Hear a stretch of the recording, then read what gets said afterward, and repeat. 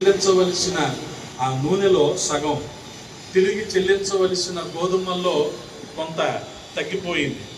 కాబట్టి వీరు రేపొద్దున ఈ మేలును బట్టి నన్ను చేర్చుకుంటారు అనుకున్నాడు. వాస్తవానికి అతను చేసింది అన్యాయమే.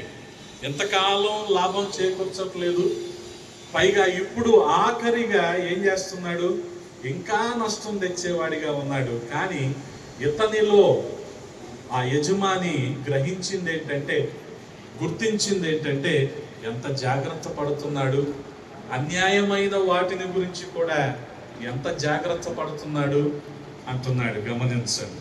అందుకే మనం చూడగలిగితే లూకాసు సువార్త 16వ అధ్యాయములో,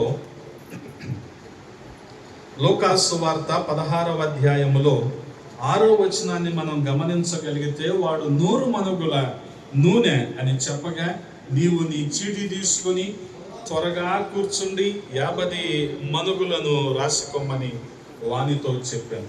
వాడు నీవెంత ఉన్నావని మరి ఒకరిని అడుగగా, వాడు 100 తూముల గోధుమలని చెప్పినప్పుడు వానితో, నీవు నీ చీటీ తీసుకొని 80 తూములని రాసుకోమని చెప్పాను. అన్యాయస్తుడైన ఆ గృహ నిర్వాహకుడు యుక్తిగా నడుచుకొనెనని వాని యజమానుడు వాని మెచ్చుకొనెను.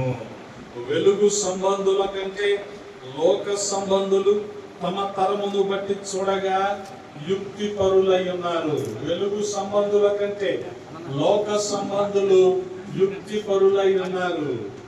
ఎంత యుక్తి పరులై ఉన్నారంటే, వాళ్ళు ఈ వెలుగు సంబంధుల నమ్మకత్వాన్ని ప్రశ్నిస్తున్నారు. వాళ్ళు ఆ వెలుగు సంబంధుల